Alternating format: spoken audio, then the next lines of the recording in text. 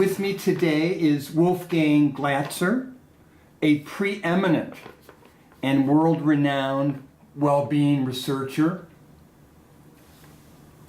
Wolfgang, I wonder, could you tell us your current title and university affiliation? At the moment, Yes. I am pensioned, Okay. retired, and my work is like before, no difference to the working time when I was paid, and I like it. No, I like my profession, my job. Very good. And this all the time over my whole life. Yes. Well, it's very good. And what was your the last university you worked at? This was Frankfurt am Main, the Goethe University. And I studied at the Goethe University. Then Wow.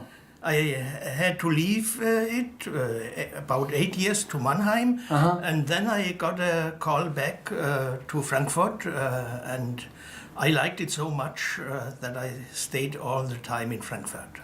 Well, it's very impressive. Can I ask you, what are the major contributions you've made to well-being research that you'd like to mention here today?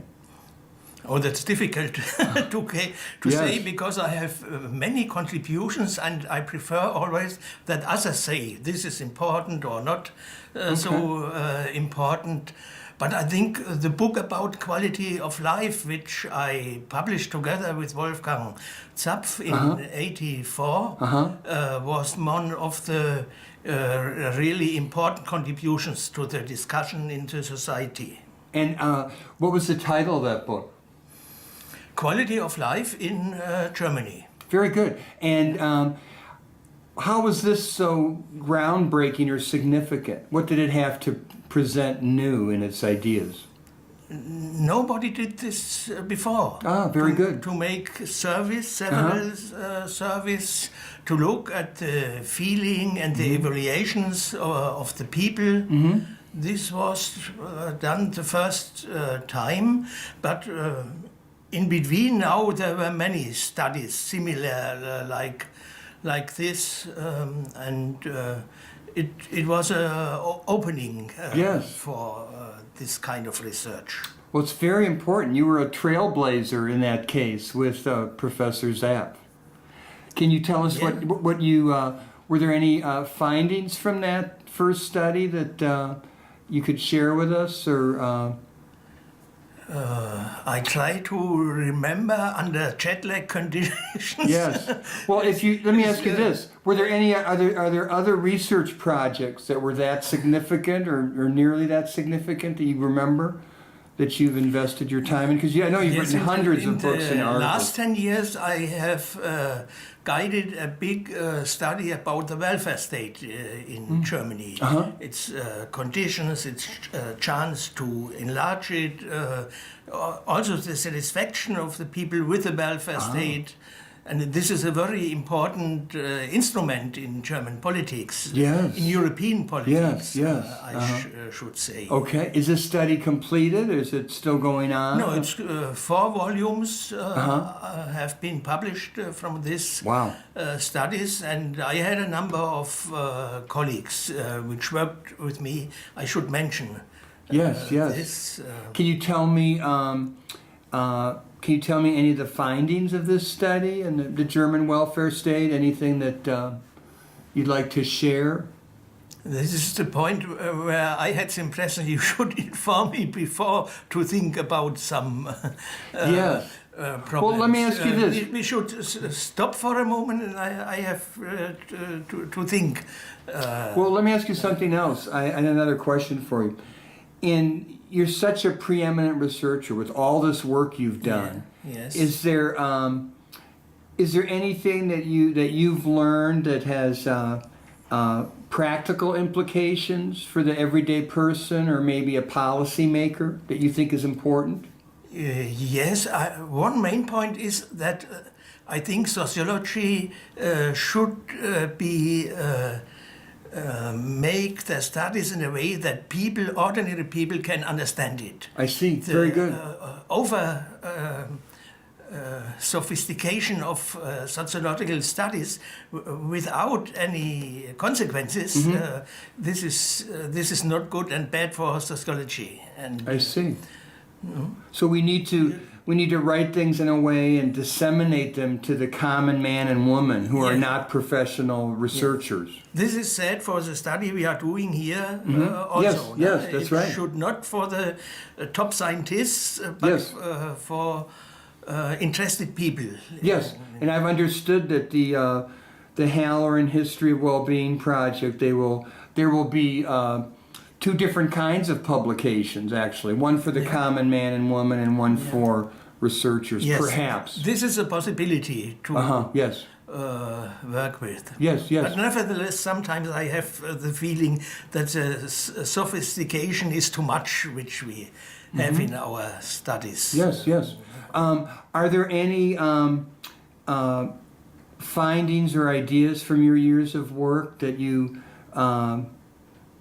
could share with the common man or woman? Are there things that you think that you could say to the common man or woman based on your research that would be meaningful to them? To share it is a difficult expression, but for Germany, it is the case that people are dissatisfied with inequality, and they say equality is a high value. But in the practical politic, also in the election, this you cannot see. No? It is not so important that in the everyday and political behavior it finds its expression. So it's so people aren't sure what they want to maybe do about it. They see it as a problem, but they're not sure how to fix it, or they haven't asked the politicians to fix it. There are more problems. For example, that fairness is a very difficult term. People want more fairness in life, but you can have it in very different fields of life, with your partner, with your job, and so on. And this is not so easy to transform then. It's much more complicated. Yeah. Let me ask you this, and your work has been so important in the field. I wondered, can you think of anything we can do to encourage people to continue well-being research in Germany and throughout the world?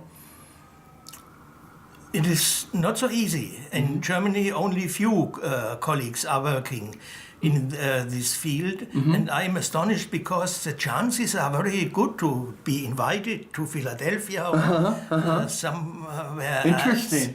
else. But how can we encourage more researchers to study this? The negative point for the others is that we did such a lot of work that to continue is just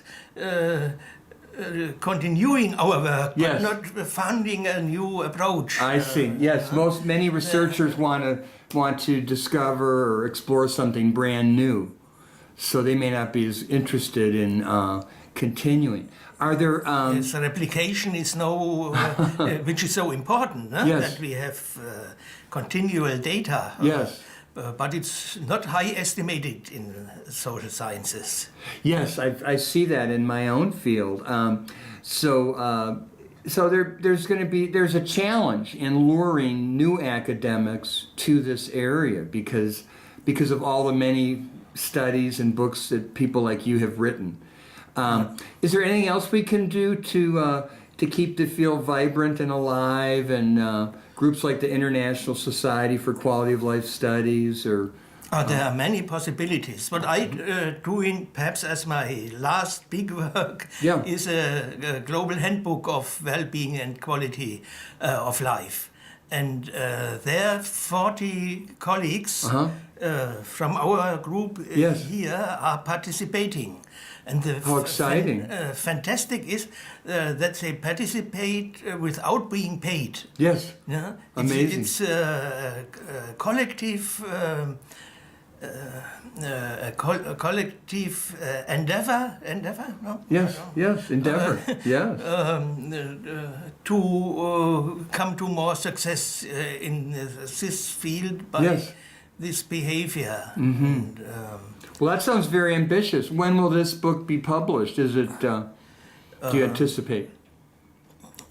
I got here the last 3 chapters, Yes. and there are still 3 more, and then it is finished and can be published. Very good. So this this book may be available in 2014, this next year, perhaps. Yes, yes. Very It good. should be. Otherwise, the data get old, and Yes. it is not so interesting then. Well, I thank you for the wonderful contribution that you have made, and I also thank you for your time today. I appreciate it. I thank you for the nice questions.